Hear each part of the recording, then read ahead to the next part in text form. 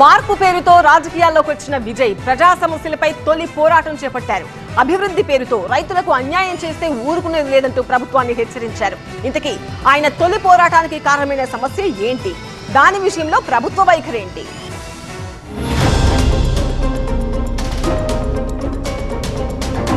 తమిళగ వెట్రి కలగం పేరుతో పార్టీని స్థాపించిన విజయ్ విల్లుపురం వేదికగా గత ఏడాది అక్టోబర్లో భారీ బహిరంగ సభ నిర్వహించారు.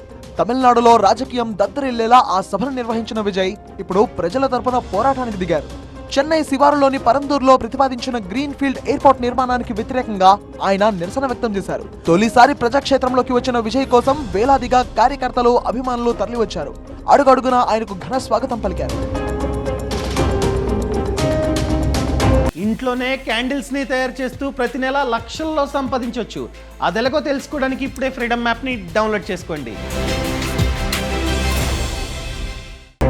చెన్నైకి 60 కిలోమీటర్ల దూరంలోని పరందూరులో 5,300 ఎకరాల్లో 32,000 కోట్ల వ్యయంతో ఎయిర్పోర్ట్ నిర్మించాలని స్టాలిన్ ప్రభుత్వం భావిస్తోంది. ఇందులో 47% పైగా వ్యవసాయ భూములే ఉన్నాయి. అంటే ఏకంగా 1386 హెక్టార్ల వ్యవసాయ భూమి. ఇక చెరువులు, కుంటలు మరో 576 హెక్టార్లు. ఈ భూములను ఇచ్చేది లేదంటూ 900కు పైగా రోజుల నుంచి 13 గ్రామాల రైతులు తీవ్ర ఆందోళన వ్యక్తం చేస్తున్నారు. ఆ రైతులకు మద్దతుగా నిలిచారు టీవీకే అధినేత విజయ్.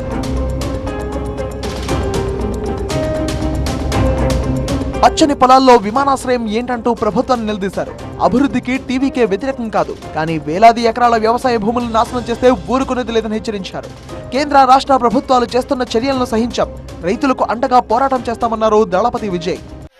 இனிமேல் உங்க நாடகத்தை பார்த்துக்கிட்டு மக்கள் சும்மா இருக்க மாட்டாங்க. உங்களோட இந்த விமான நிலையத்துக்காக நீங்க ஆய்வு செஞ்ச இடத்தை மறு ஆய்வு செய்யணும்னு ஒன்றிய அரசுக்கும் மாநில அரசுக்கும் நான் கேட்டுக்கிறேன். விவசாய நிலங்கள் இல்லாத இந்த பாதிப்புகள் குறைவா இருக்கிற இடங்களா பார்த்து உங்களுடைய விமான நிலையத்தை கொண்டு வாங்க. வளர்ச்சிதான் மக்களின் முன்னேற்றம். ஆனா அந்த வளர்ச்சின்ற பேர்ல நடக்கிற அழிவு மக்களை ரொம்பவே பாதிக்கும்.